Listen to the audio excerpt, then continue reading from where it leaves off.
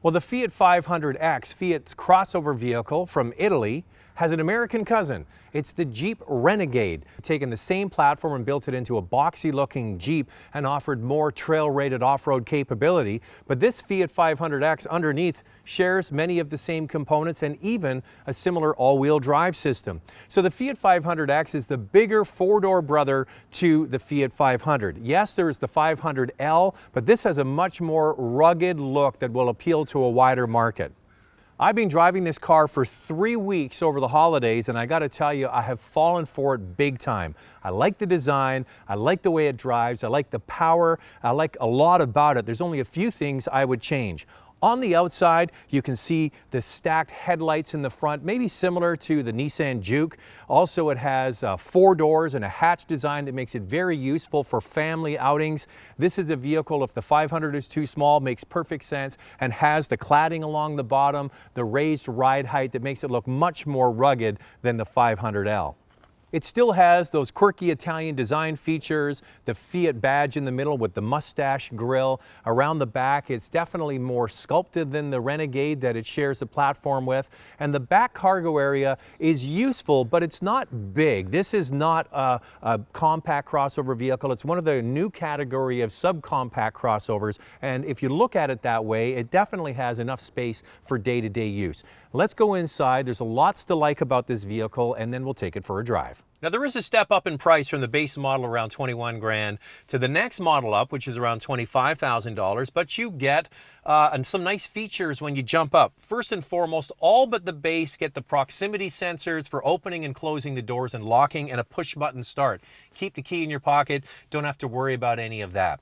Also, you get a 5-inch Equinox screen in the center of the dashboard. There's a larger 6.5-inch, and that's the one I have here. The Equinox system from Fiat Chrysler is fantastic. I've used it in so many of their cars, and a lot of other car companies could learn about how simple to make a system, so I'm really impressed with that. It's got all the same functionality you get in the big 8.4-inch screen that you see in other Fiat Chrysler cars, but 6.5 inches is a good size.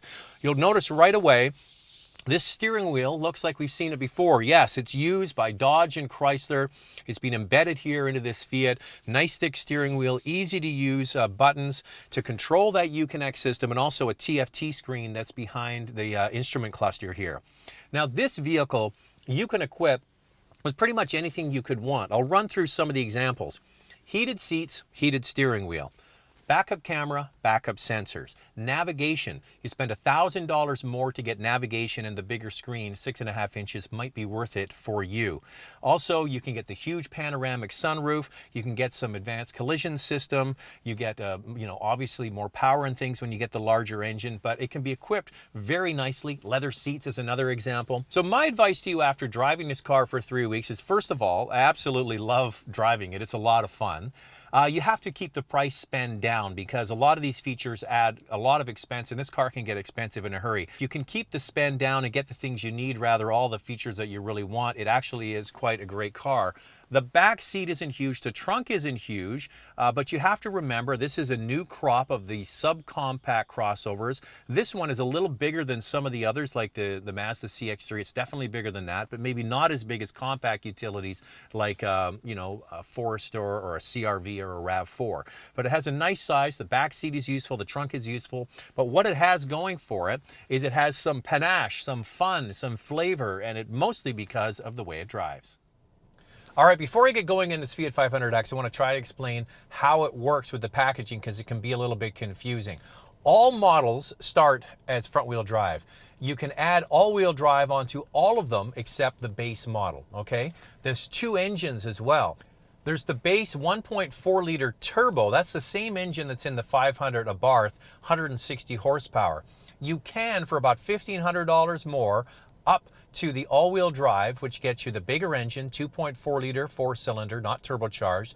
You go from a manual transmission to an automatic, and you get the all-wheel drive. So hopefully I've explained that. Now, to complicate things a little bit, some of these vehicles, the top trim levels, come standard with the bigger engine, but front-wheel drive only, as I mentioned. So it's a bit confusing, and you have to really decide on the packaging what suits your needs best. So, and then you start adding in all the complications of the ordering for features. So just to put it mildly, it can be a bit confusing.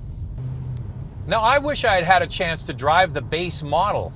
It's front-wheel drive only. It's got that turbocharged Fiat 500 Abarth engine plumbed in. 160 horsepower would be a lot of fun because that engine produces quite a bit of torque. It has 184 foot-pounds of torque, which would make it a lively, fun car. Unfortunately, you can't get that engine with all-wheel drive or automatic. But when you do step up and spend that $1,500 more, you get a very nice engine. 2.4-liter four-cylinder, that's a big displacement engine for a car of this size. 180 horsepower, 175 pound-feet of torque, and it is a blast to drive. It's matched to a 9-speed automatic transmission, and the power then goes to all 4 wheels. Now, this is a quite sophisticated all-wheel drive system.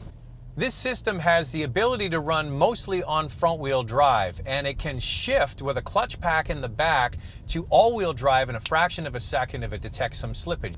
It's a classic slip and grip system, but this one really is quite sophisticated. On top of that, you get a controller here in the center console when you get the automatic all-wheel drive that has a sport setting, which really holds the revs quite high, and you utilize all 9 gears, makes the steering heavier as well. And the opposite of that is it has a snow and sort of off-road setting. Now remember, this shares the same platform all-wheel drive system as the Jeep Renegade, so it has quite a bit of the same capability. It isn't trail rated like the Renegade. You can get that as a more extreme off-road vehicle, but this is, sharing many of the same components.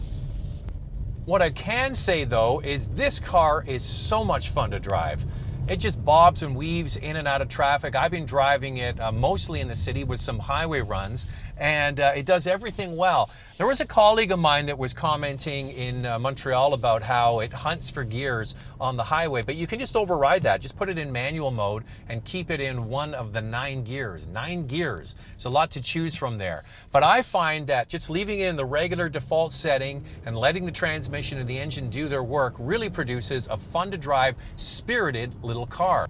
Now, the smaller turbo front-wheel drive is going to be more fuel efficient. This 2.4 with the all-wheel drive and the 9-speed is rated at 11 liters per 100 kilometers in the city and 7.9 on the highway. Now, I'm finding that I'm getting about 12 or 13 liters per 100 kilometers, but I would put up with that fuel economy penalty to get the bigger engine because I find this vehicle so much fun to drive. It is a nice little seating position. You sit up high, you get to see all 4 corners, you can maneuver it easily. The suspension is quite taut. It gives good feedback to the driver. The engine is always willing and ready.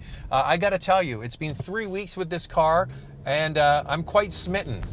Now, one thing, I don't like the windshield wipers. The intermittent setting is slow and less slow. There is an automatic windshield wiper system that detects, moisture and puts it on automatically. I'd spring for that if you live in a wet climate because this one I find really quite frustrating. But overall, this is a great little car. Keep the price down and you can get a nice vehicle to drive every day. Now, this 500X is sold with a ton of different variations: pop, lounge, trekking, sport, trekking plus, and it really can be quite confusing. And the prices range on the base front-wheel drive turbocharged engine around $21,000, and you can get them up to almost $40,000 with all the features in there. And the way you order them is really confusing, as I mentioned. You can upgrade for about $1,500 to get the larger 2.4-liter engine with the 9-speed automatic and all-wheel drive, which actually is a real bargain.